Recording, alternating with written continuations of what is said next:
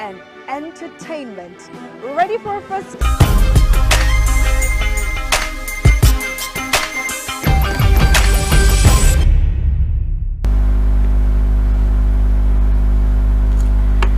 In the 60s and years before then, and much later on, maybe about 10 years much later on, successful parenting was about education. That generation prioritized education. It didn't matter whether the children had no shoes, whether they didn't have bags, whether they didn't have books. They must be educated. And they went to school. And some from that generation turned out well because in addition to education, they prioritized morals. It was important that your child was a good person, because after all, a good name is better than silver and gold. Much later on, they said no, education is not enough. So generations later prioritized quality education. In addition, morals. In addition, religion, or maybe spirituality. And so they sent children to schools owned by missionaries, schools owned by churches, and in addition to that, they found other environments like the Fellowship of Christian Students and so many other clubs where children belong to, so that they could become successful in life. Well, that went far because that generation saw their parents as the gods they could see physically. And so when the father of the house or the mom is around, everything is at a standstill. Later on in the Gen Z, they said, no, you need to befriend these children. We're exposed to technology and we became more vocal. And some of the problems were that we had so many degrees, we have so much knowledge, we have so much exposure. However, we also have a rising case of suicide. There are so many depressed people. There are so many people with health challenges that we didn't see in the past. Now, they tell us, drop the discipline of flogging children, of spanking. You need to talk to them. You need to be their friends. They need to know about technology. They need to know coding. And so the children these days, they just pick up a tablet, they pick up something, and they can operate everything even better than some parents. And these parents are spending large sums of money on educating their children, sending them to schools that cost a huge fortune, in the hope that these children will become successful tomorrow. Well, if you have seen parenting as a jigsaw puzzle, today we are hoping to unravel it. We are hoping to get answers to how we can raise children that can be successful in life. My name is Sewe Seaga. I'll be with you after this short break. Please stay with us.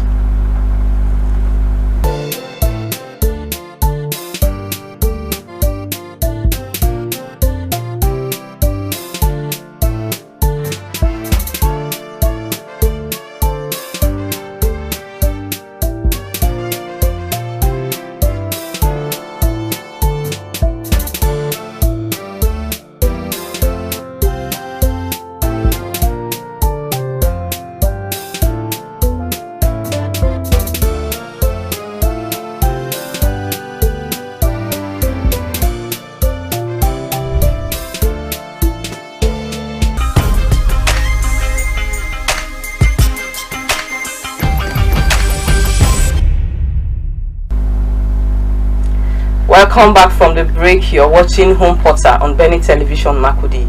Home Porter is a program, a show that is committed to helping you out there build a home that will stand strong. And today we are looking at how we can raise children that will be successful in life. So Joining us to do that is Pastor Sydney Doyum Ahura. He's the founder and coordinator of the Fortress Youth Network. He is also the resident pastor of Revival House of Glory International, Makudi. He's married and he has children. Welcome to Home Porter. Thank you so much. It's my pleasure to be here. Yeah, it's good to have you with us. We also have a lecturer in the Educational Foundations Department of Benue State University. He is the program coordinator, early childhood educator, and he's married with children in the person of David Teyima Yulaha. Welcome to Home Porter. Thank you very much. So, what does it mean to be an early childhood educator? Well, thank you very much for that question. Being an early childhood educator, you need to have special skills.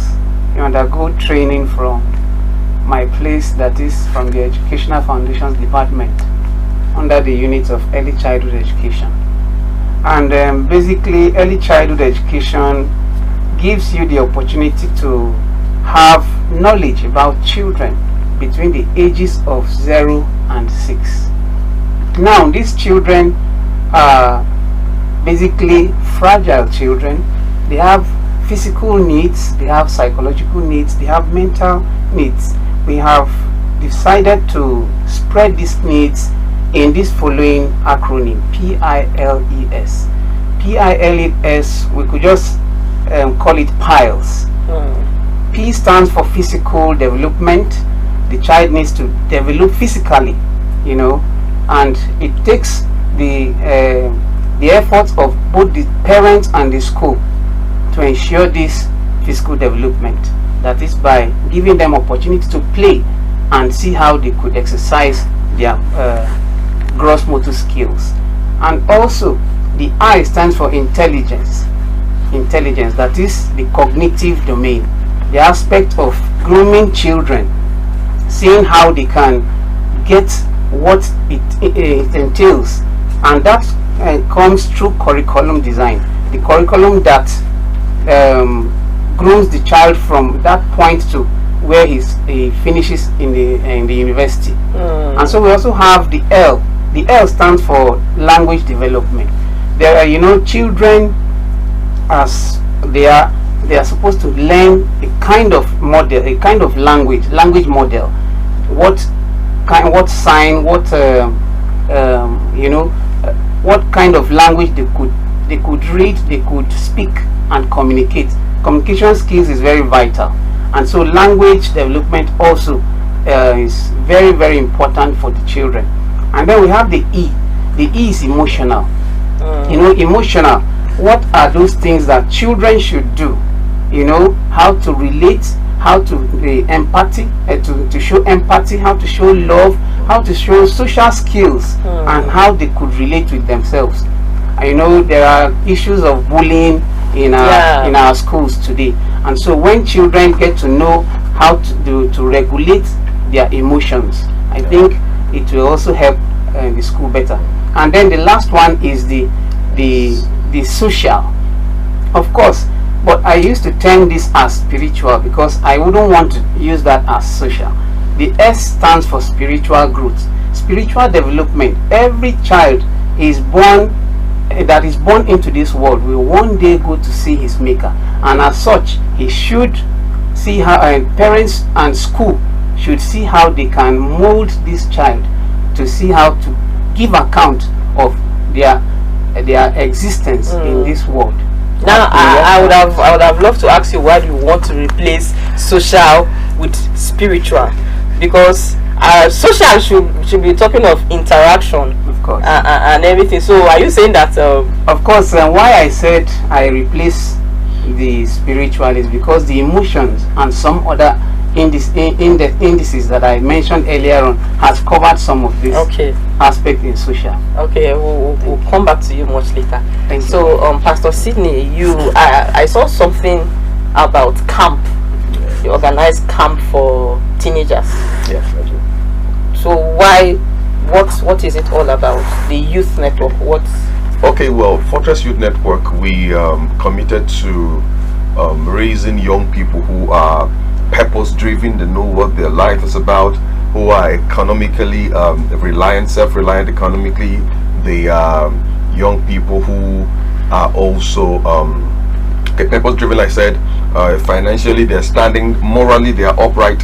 And so we're looking at these key things, raising young people that are able to capture these things in their life. And then one of the outreaches we have is called the Purity Project. Under the Fortress Youth Network, we have the Purity Project, and the Purity Project is the aspect that deals with sexuality. We are committed to inspiring and empowering young people